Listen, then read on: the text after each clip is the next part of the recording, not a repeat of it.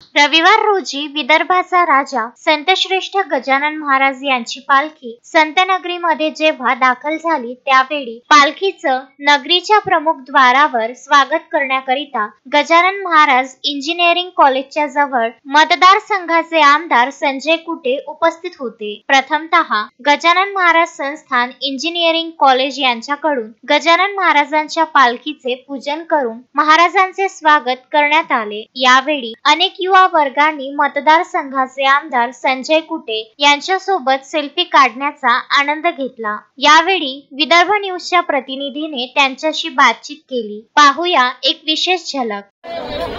महाराजांची पालखी जेव्हा आज शिवगृही परतली त्यावेळेस जळगाव जामोद मतदारसंघाचे आणि भारतीय जनता पक्षाचे नेते आमदार संजय कुटे येथे उपस्थित होते। त्यांच्यासोबत अनेक युवा वर्गांनी जेव्हा सेल्फी काढली तेव्हा आम्ही त्यांना प्रश्न केला की युवा वर्गाला या भक्ती मार्गाकडे आपण कसं बघतात। त्यावेळेस त्यांनी सांगितलं की भक्ती मार्गातूनच अनेक रस्ते निघतात, म्हणजे जहां आस्था है वहीं रास्ता है।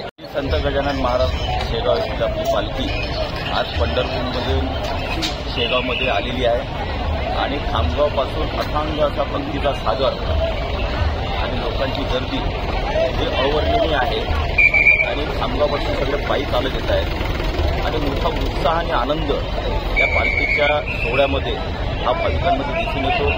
श्री संत गजानन महाराजांच्या प्रति श्रद्धा आहे ही अवर्णनीय आहे, मोठी श्रद्धा आहे आणि त्यामुळे शेगावमध्ये याला उत्सवाचं स्वरूप असतं आणि शेगावातले जे लोक राहतात शेगावमध्ये जे अतिशय भावपूर्ण सर्व भाविकांची सेवा करतात हे अतिशय महत्त्वाचं या पालखीच्या माध्यमातून आपल्याला।